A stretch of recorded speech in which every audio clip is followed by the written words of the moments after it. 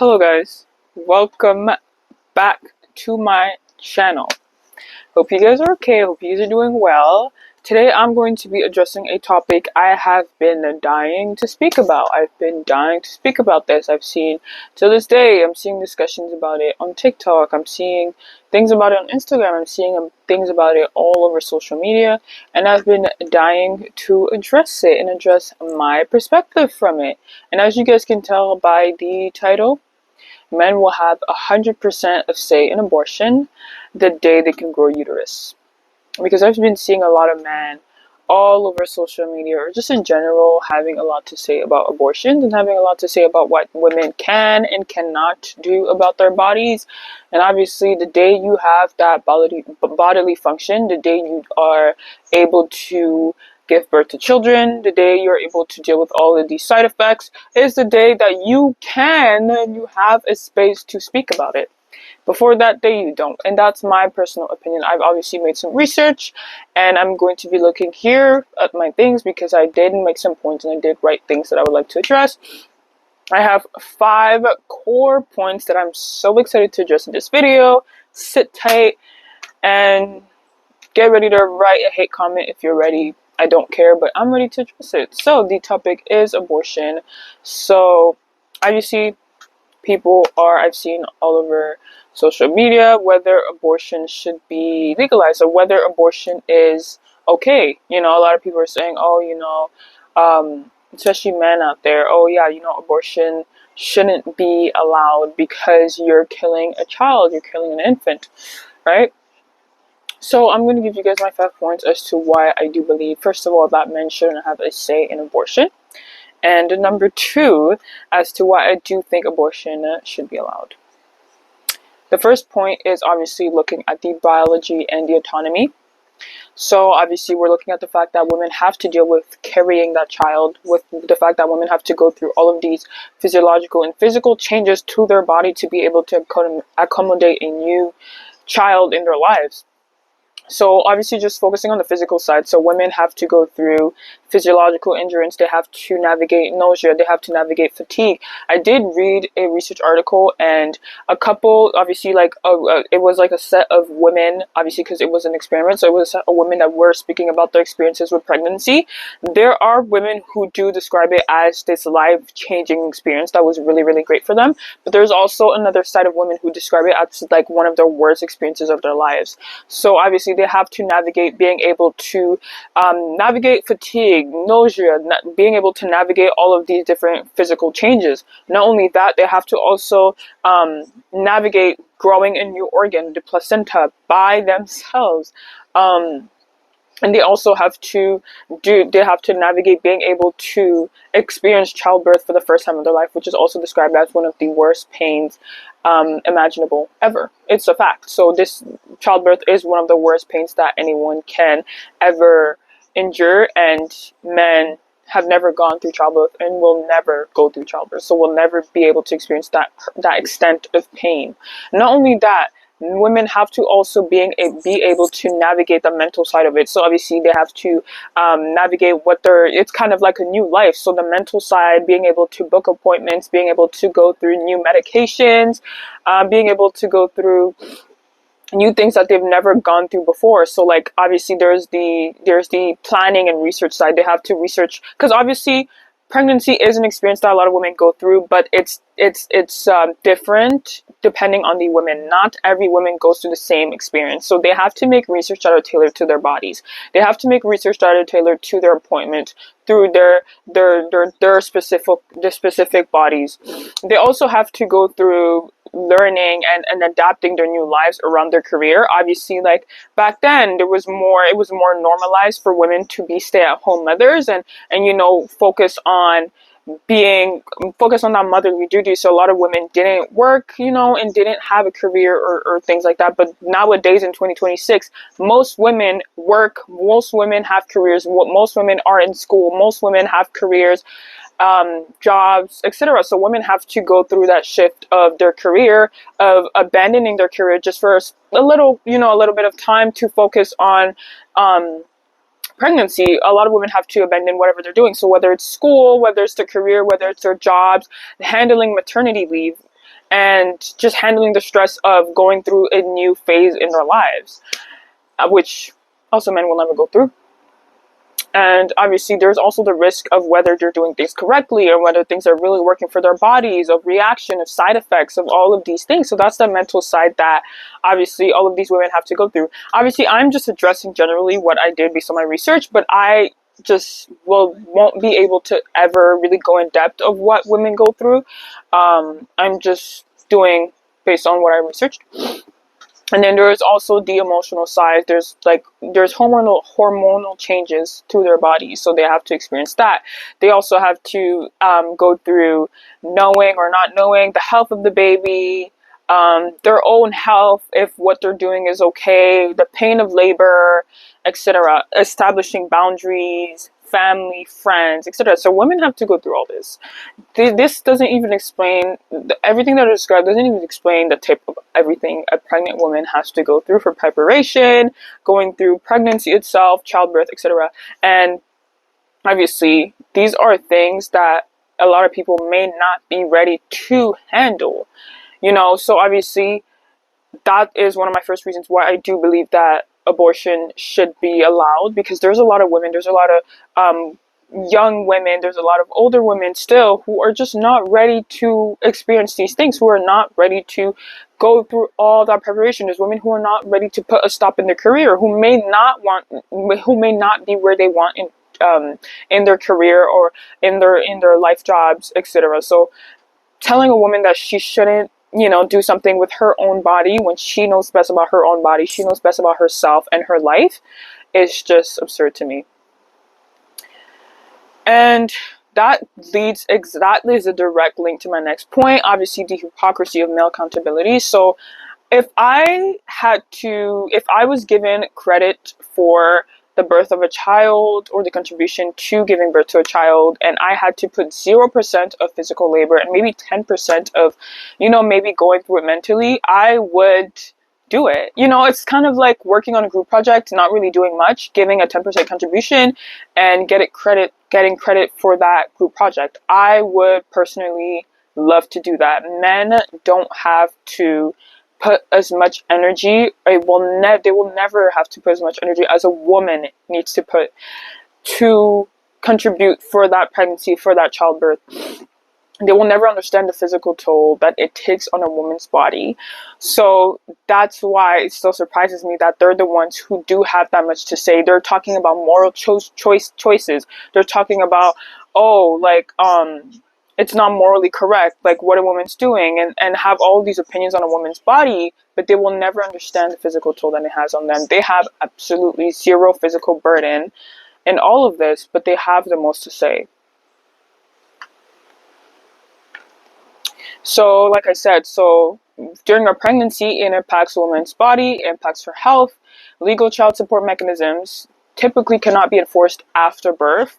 So, and that's something, it's super unrelated, but that's something I learned in biology. It was kind of like, when, and it was talking about animals. So there isn't really a link here, but it was talking about the fact that when female animals do give birth, we do understand and we know that it's directly their offspring, but it doesn't necessarily directly tie the male to that offspring. You know what I mean?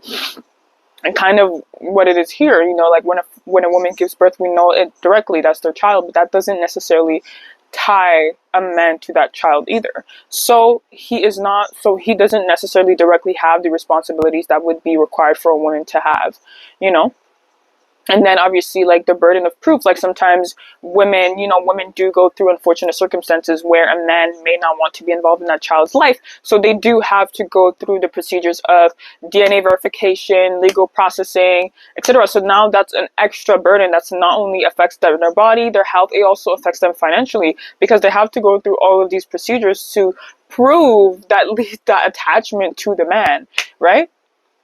So now that's an extra financial burden on the mother. And that's another research I did. It says here, in most jurisdictions, laws do not mandate the man contribute to high cost of prenatal health care, missing work, or preparing for the child from day one.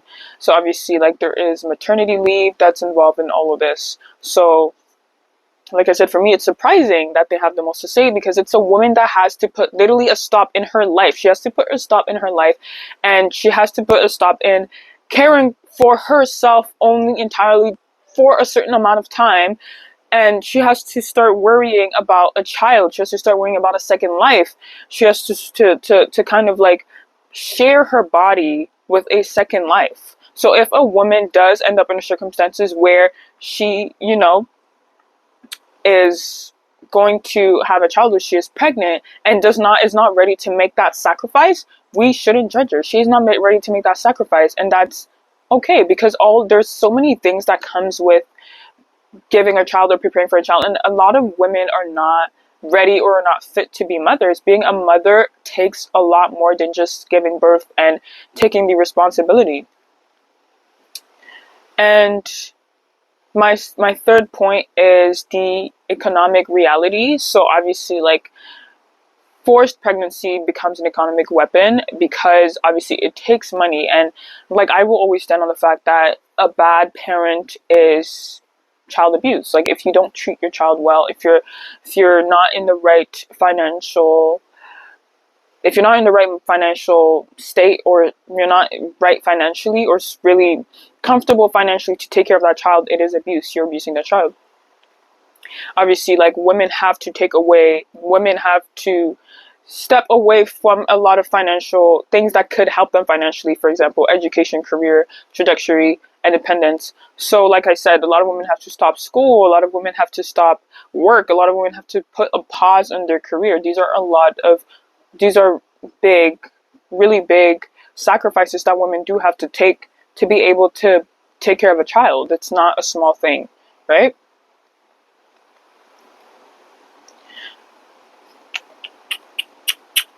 So these are things that I said. So it disrupts career. A lot of young women have to stop school, missed promotions, long-term wage gaps, all of these things that do affect women financially. So that's the thing that I wanted to speak about. Like, I just feel like a lot of men do have that comfortability to say a lot of things, but they need to understand that the way we're living today is not the way we used to live, or the way people used to live back then. Like I said, a lot of women back then were stay-at-home moms. A lot of women didn't take on a lot of careers or a lot of things. And I'm not shaming any women. Being a stay-at-home mom is a job in itself. And shout out to all the women out there that are doing that. But nowadays, our society is very different. And our women are in the workforce. Our women have careers. Our women are earning. Our women are contributing. And women do have to put a pause in all of these things to be able to take care of a child. And obviously there's also a factor that comes in, women being, obviously sometimes the man is physically present, but he's not emotionally present. He's not a support to that woman. So now that woman has to the woman still has to take on that burden herself. Like, for example, my mother, during pregnancy, she obviously had 4 children, including me, and she had to take on the pregnancy and take on everything else herself, so obviously it would have been as if my father literally wasn't even there, because she had to clean around the house, she had to cook around the house, she literally risked getting sick because she's doing all this extra cleaning to and then she had to put a pause on her career, put a pause on her dreams, put a pause on everything that she wanted to do. And we need to understand that pregnancy isn't just like from the day you're pregnant to the day you're not pregnant. There's the before. There's the before that the woman gives birth, because obviously there's all of this preparation, there's all of these appointments, there's all of these medications that she has to take, and there's the after as well, recovering, finding yourself. A lot of women go through postpartum depression, which is very real, which is also very, very serious, and they have to go through all of these things and recover, and then make sure that they're correct. They also have to get their bodies back, make sure that they're slowly getting their bodies back and getting their health back, which is also the most important. So it's not just a 9 months thing. There's also the before and there's the after. And, talk about women who go through having multiple children. Like my mother, for example, she had she had her first child, which is my older sister. 5 years later, she had her second child, which is my older brother. And then a year later, she had me. And then a year later, she had my little sister. So now it's not just 9 months times 4. it's 9 months times 4 plus the before plus the after plus recovering plus finding yourself. You know, it really takes away a lot from women. So the fact that men don't even fathom to experience maybe 5% of everything a woman has to go through and have the most to say about the fact that abortions shouldn't be allowed, it's just baffling to me. Oh, you're killing a fetus, you're killing you're killing a child, you're killing an infant. It will never stand for me. It will never stand anything, because for me, like I said, if I had to contribute 10% to a group project and take all the credit, I promise you I would. I promise you I would. The thing I wanted to get to, birth control double standards. We've heard it all. Everything goes through. There are some men and even other women out there who are going to go and say, oh yeah, you know, like, you could have taken preventative measures, you could have taken birth control. All right. So, what does birth control do to a woman's body? Mind you, a lot of men and other women out there are going to talk about preventative measures, birth control, etc.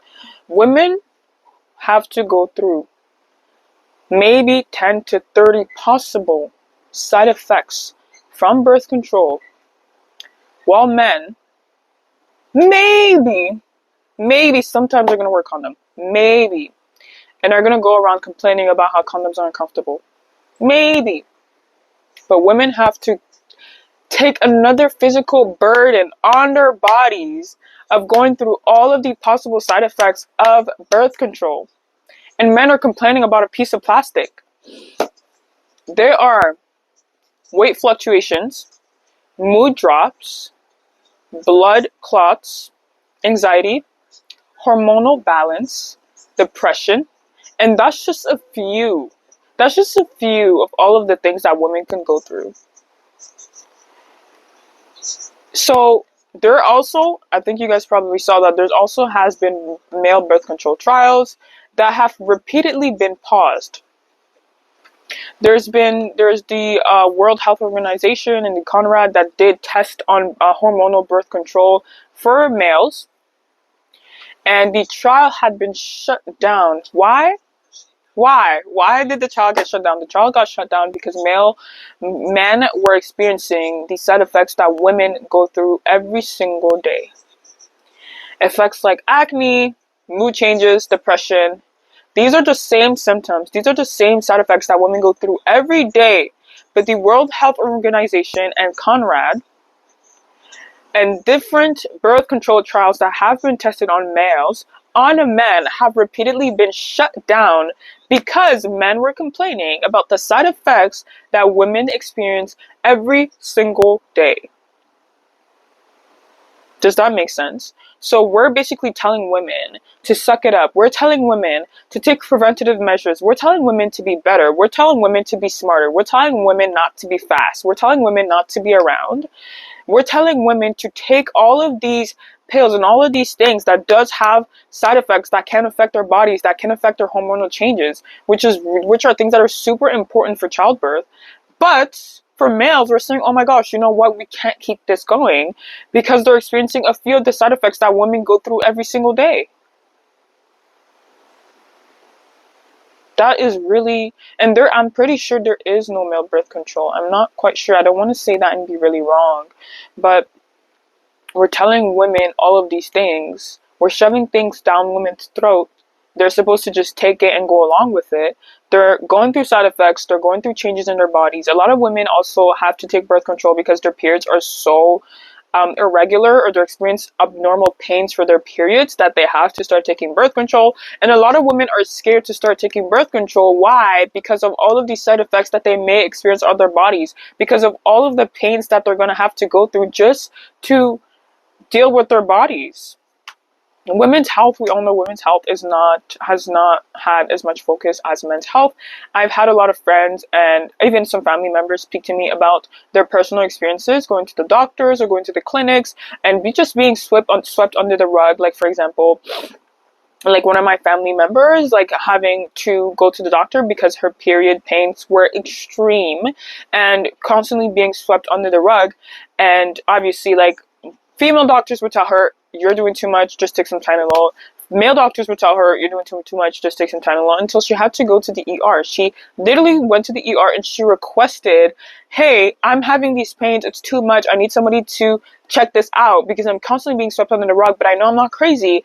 And they found a cyst on her ovary. They found a cyst that was growing bigger and bigger on her ovary. Why? Because nobody paid attention to her. Everybody kept telling her, you're just doing too much. Just deal with it. Just bear with it. You're just doing too much. So that cyst on her ovary was growing bigger and bigger and bigger. And it could pop at any time. And if it pops, she's in a high risk. She's in a high danger. And for her to be able to see a gynecologist, the next appointment was 3 months away. So that's what I'm talking about. Women's health, women are just swept under the rug and just given these pills and giving these medications are just constantly being told to deal with it. But this comes at the detriment of literally life or death.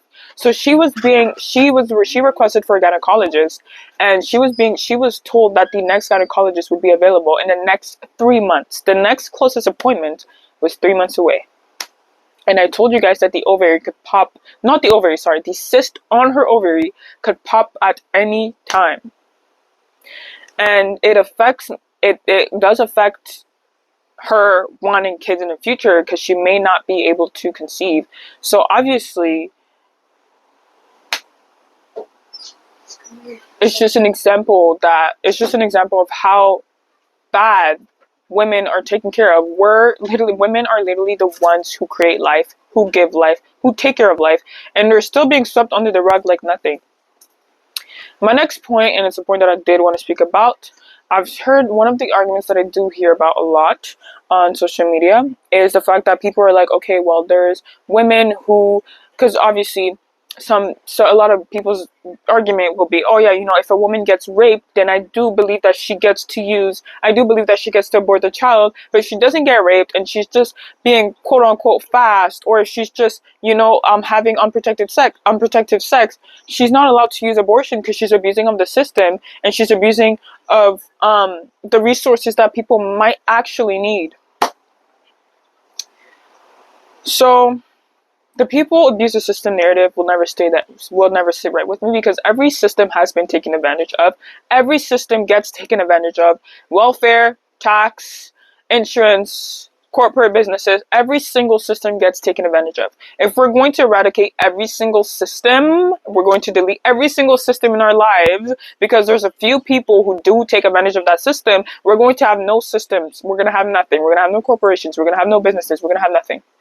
Every system is taken advantage of. So that whole argument of, oh yeah, well, there's women out there who do take advantage and who do have, for example, who do have 4 abortions in a month, we need to delete abortions because there's women who take advantage. Every person takes advantage of a system. There's people out there who take advantage of the system. We're not going to get rid of healthcare because there's a couple people who've lied on their papers. We're not going to get rid of healthcare because there's a people who lie about their medications. We're not going to delete every system just because there's a couple people who take advantage of the system. That argument does not stand 10 toes. It doesn't stand. I don't hear it at all. It doesn't make sense. Because we can apply that logic to every single thing in our lives. It doesn't make sense. It doesn't. And there's a couple people who do say that a woman needs to prove that she's gotten raped or prove that she's gone through trauma to be able to have abortion. Again, the same logic applies. If we had to prove every single thing to every single system or to every single corporation or everything, we would never have access to anything. We would literally have access to nothing. So that argument just doesn't stand. It doesn't hold at all. I believe that it should be open to everyone.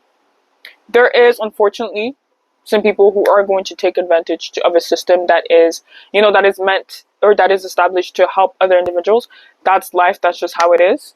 But I still don't believe that just because of that fact, everything should be deleted. Everything should be completely erased. I still believe that there is women out there who do have the access to abortion. I do remember watching a bit of an argument online, and a woman was basically saying that, I don't know what it's called, but there's a pill that you can take right after you get raped. And the woman was basically saying, hey, because the guy who was arguing about it, I'm pretty sure his name is Dean Withers, he was saying, hey, if a 9-year-old got raped, would you tell her she doesn't have access to abortion or something like that? And she was basically saying she should take that pill. She should, she should have access to take that pill if she just got raped. But abortion shouldn't be allowed. How is she going to have access to the pill? How is she going to have access to take the pill? Where is she going to find the pill? Where is she going to have the money? She's 9 years old. She barely even understands her body, and she just got raped. And the first thing that you have to say is, I think she should just take a pill right after she got raped. She's 9 years of age. I don't understand. But yeah, so these are my 5 core points. I definitely rushed through them just a little bit, but that is just to say that I just don't believe that men do have that much to say about women's bodies, especially just over the fact that they just will never understand the physical burden that it takes on a woman's body. A lot of men don't even understand the physical toll that periods take on a woman's body, let alone childbirth. They will never go through it. They will never understand it. So the fact that they do have the most to say and are saying things like, oh, well, she should not be fast. Would you guys complain about condoms? Men complain about condoms. Men will run around and run their mouth about how condoms aren't comfortable, how they don't want to wear them, how they have a good pull-out game. But women are supposed to deal with birth control and every possible side effect that it may have on their bodies. Every possible side effect that it may have on their bodies. They have to sit down, they have to swallow that pill, and they just have to deal with it. And childbirth is not childbirth, sorry. And birth control is not 100% effective. You can still take birth control and you can still have that baby. Now what? So I do think that women should be allowed to have abortion. I remember walking down the station close to my outdoor track, and then there were women, by the way, holding posters, and basically it was saying like, oh, like, this is the baby you're killing, and it was just fetuses with a lot of blood around, and it was just disgusting to look at. I could honestly sit there and argue with them, but that just means I have time in my hands and I have nothing to do during the day. It really saddens me when it's other women who say that, and then their only logical argument would be like, when a woman gets raped, I do think that it's valid, but in general, I don't think it is. I think women should take care. There's a lot of things that predispose a lot of individuals to systems that are fine, not that are in a disadvantage. For example, there is a lot of people who live in poverty. There's a lot of people who don't have access to healthcare. There's a lot of people who don't have access to maybe even getting a job. There's a lot of people who are in a strong economic disadvantage. There's a lot of people who have disadvantages that may predispose them maybe to having that child and putting that child through abuse, putting that child through circumstances that are unfortunate. So that's why I think that if men, if these women, I don't know who can save them, but for these men, like, honestly, and because that's what pisses me off the most, when you have a uterus, when you can grow a uterus from scratch, when you can give birth, when you can deal with periods without screaming at the top of your lungs like there's no tomorrow, you will have 100% say in abortion, and I will sit down here and I will listen to you. Before that, you can't speak because I won't be listening to you. But yeah, that's what I wanted to speak about. I'm trying to see if there's any point that I did miss here.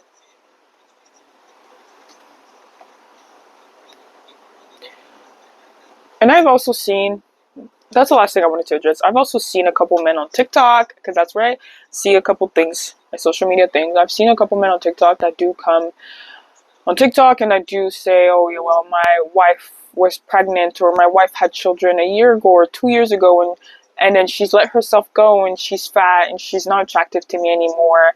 Can you help me? Or they're on TikTok, a cry for help, and they're like, can you help me convince her, or can you help me take her to the gym, or can you help me help her get her in shape?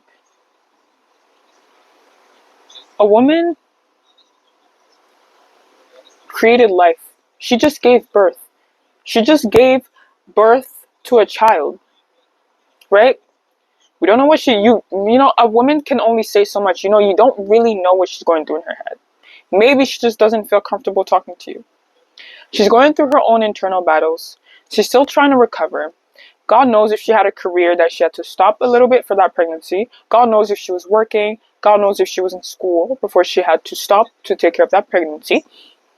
She now has to breastfeed that child. And I do have a video on the discourse of the sexualization of breastfeeding. You should go watch it. She has to breastfeed that child. She has to take care of that child. She has to worry about herself now. So she has to worry about a whole second human being. And she has to worry about herself. She has to worry about her body. She has to worry about bouncing back. There's also postpartum depression, which may make things 100% harder. And you, as a man, as her husband, are complaining about the fact that she doesn't look attractive to you anymore. You're complaining, and you come on social media, because you guys will not believe the amount of videos I saw like that. You're coming on social media and you're talking about the fact that, oh, my wife isn't attractive to me anymore. She doesn't look that good. I need to take her to the gym. You're not worried about what she's going through mentally. You're not worried about the fact that maybe she's taken so much burden and it had so much physical and mental toll on her that she feels like everything has abandoned her. You're just worried about her looking attractive to you and, going to the gym and bouncing back. This is so selfish. I don't know. In every situation, men will always show that they're men. Anyways, this is my video. Thank you for watching. If you have any argument, anything to say, drop it in the comments. I have time of my day to argue with you, or I have time of my day to respond. Thank you for watching this video. Let me know your opinions. If you are against abortion, if you are with abortion, I want to hear your comments. Don't forget to like, comment, subscribe, and I'll see you guys in another lifetime.